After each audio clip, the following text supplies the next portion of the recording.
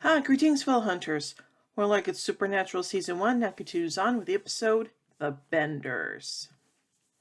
In Hibbing, Minnesota, a young boy, Evan, is at his apartment and sees a man take out the garbage. On the way back, the man hears something strange.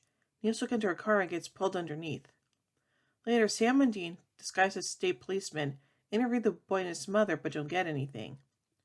The brothers head to a bar to regroup and discuss that their dad marked the area as having a phantom abductor, and the county has a higher than average disappearance rate. Sam goes outside and hears a strange noise. It's only a cat. But when he gets in his car, something approaches him from underneath. When Dean goes out a minute later or so, there's no sign of Sam. He spots a video camera, but otherwise no clue. Meeting with the deputy the next day, Dean passes himself off as an officer and tries to get a lead, but the deputy refuses to take him along. Dean insists.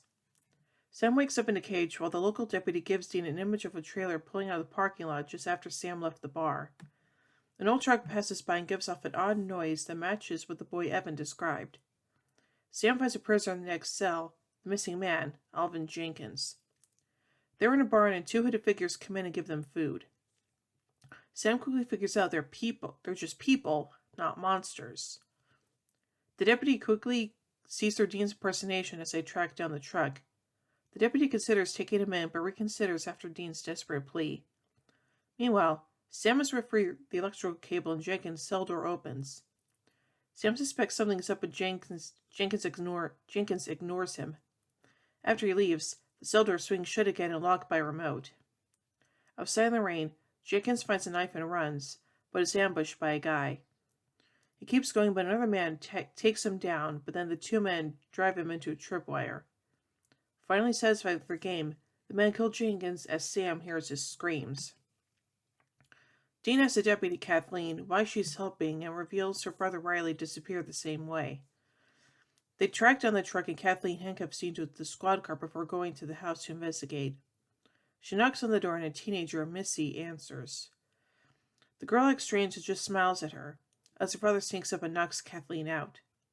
Dean tries to grab the car attendant to pick the handcuffs as the family truck approaches.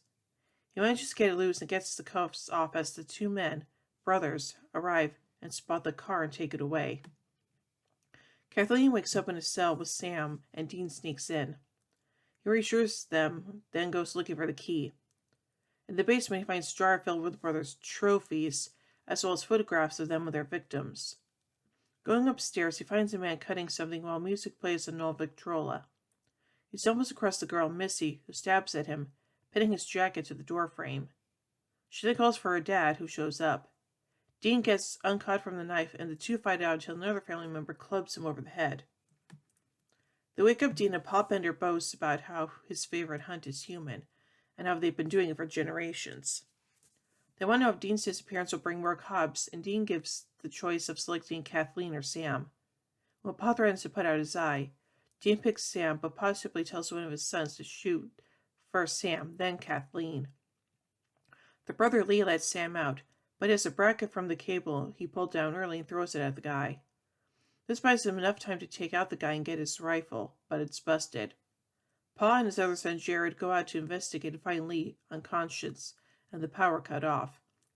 They search for barn for Sam and Kathleen, but it jumps Jared, but he gets the best of her and throws her down and prepares to shoot her. Sam, who is continually being shot at by Pa, runs in and manages to strike Jared as he turns to fire, Sam ducks, causing Jared to shoot his father. Sam then knocks out Jared and goes to find Dean while Kathleen covers Pa Bender. When he laughs about killing her brother, she shoots him and walks out.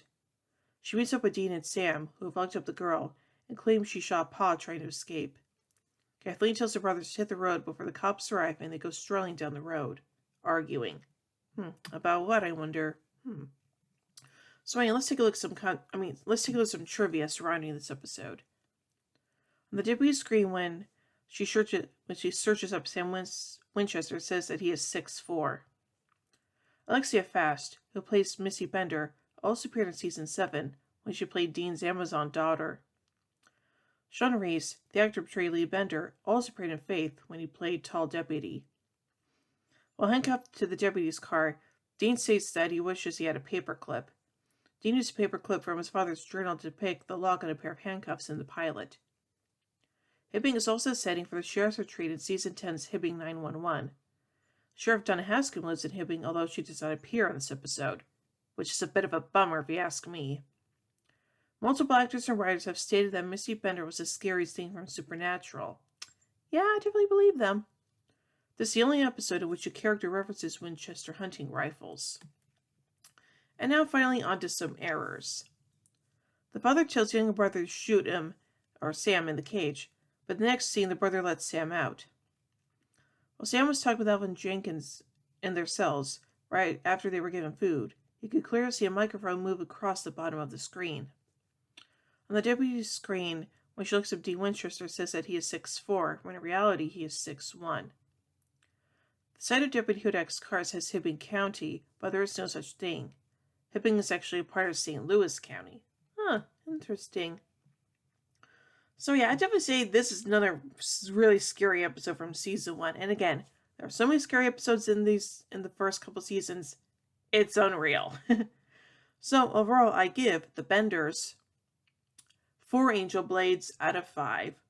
Well, anyway, tune in tomorrow as we take a look at the episode Shadow. So, until then, carry on, my wayward sons and daughters.